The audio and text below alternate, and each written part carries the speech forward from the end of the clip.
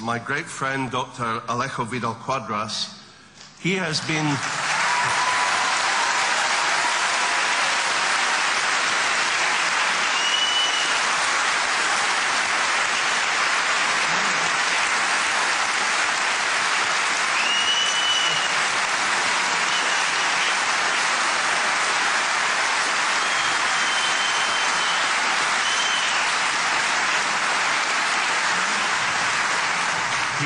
He obviously doesn't need much introduction to this audience, but as you know, he has been one of the senior vice presidents of the European Parliament for the past 12 years.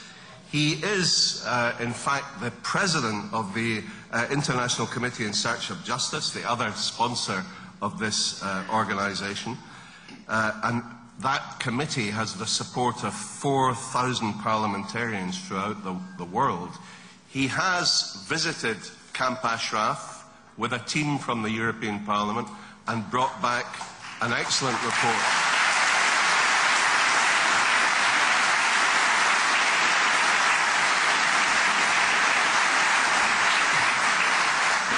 The floor is yours, Alejo.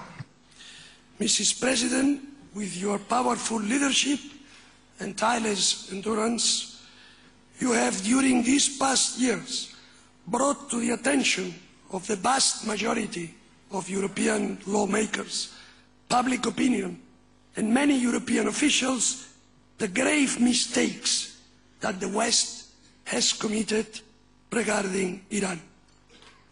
Your work has indeed also paved the way for the right policy. My colleagues and I, gathered in the intergroup Friends of Free Iran in the European Parliament, we are deeply proud to collaborate with you and with the people of the NCRI. We admire you for the heavy price you are paying in terms of lives and suffering in your struggle for a free and democratic Iran. And today we are particularly happy that prominent American personalities from both big parties have joined us in order to work sincerely and constructively to reach a new policy in relation to Iran and the democratic opposition. I welcome very warmly our distinguished guests, General James Jones, Governor Bill Richardson. As a Spanish, I'm particularly happy to see Bill Richardson, because he's very well known in Spain.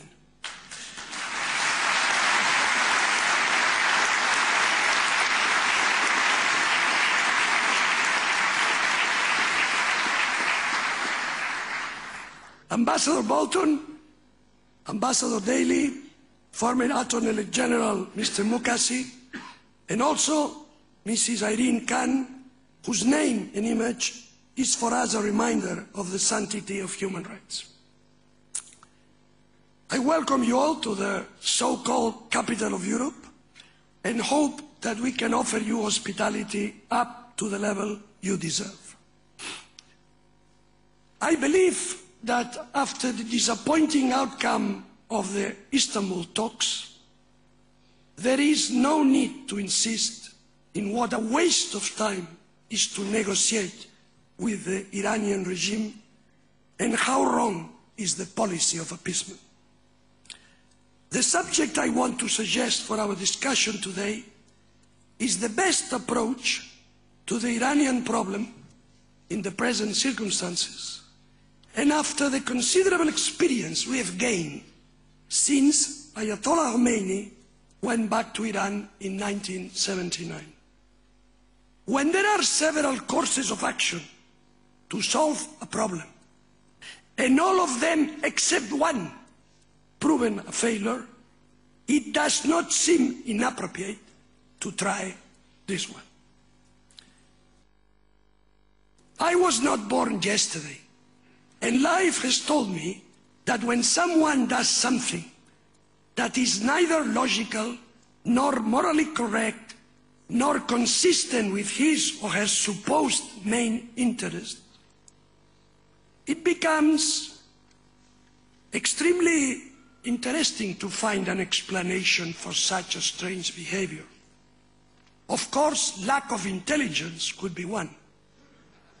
But after 10 years now working in close partnership with Mrs. Rajavi and our friends of the NCRI, and having met and talked to many people at different levels of responsibility involved in the matter in Europe, in the US, and even in Iraq, I would not discard other possibilities.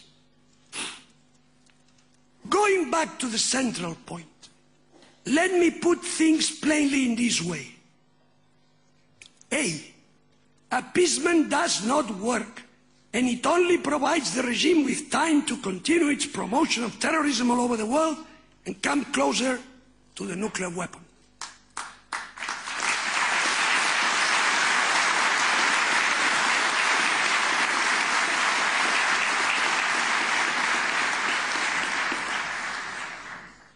B, direct intervention in Iran is not financially affordable nor politically prudent.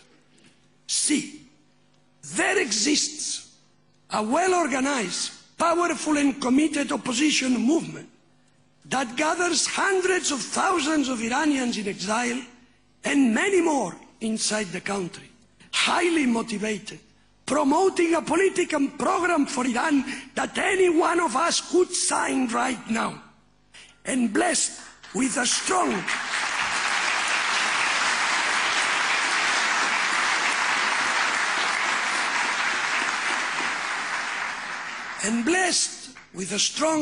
and inspiring leader who we know and who we fully trust. Based on these three clear facts, the optimal strategy stands out almost automatically. We must support Mariam Rajavi and the NCRI as much as we can by means of diplomacy.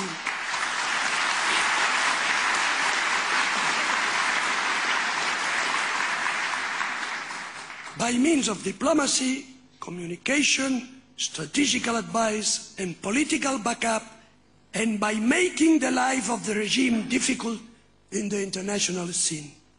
If we agree on this picture, then two immediate and urgent priorities emerge. The first is to protect Ashraf residents from being massacred, and the second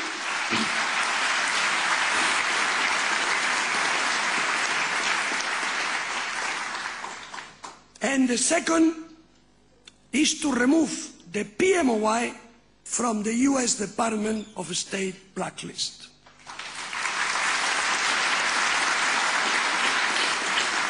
We must concentrate our efforts in these two objectives in the short term. We, Europeans and Americans, have always been, are, and will be on the same boat, committed to the same principles and values. And this boat is the one that Khamenei and Ahmadinejad and their fanatic followers want to sink. Our friends of the NCRI have shed enough blood to make clear they deserve to be also on board.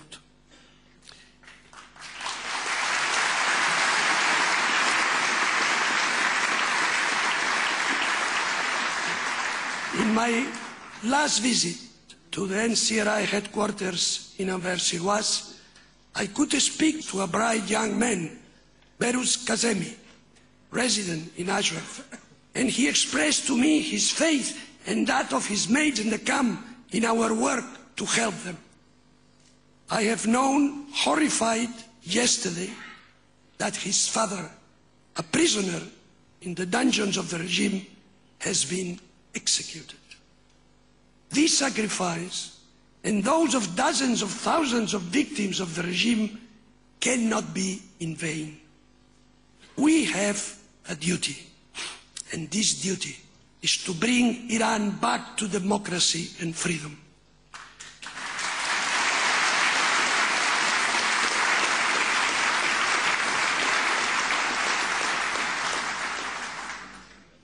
If we want to accomplish it effectively, we need our friends of the NCRI as much as they need us.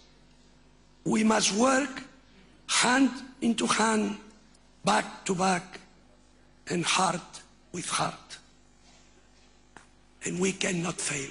Thank you very much.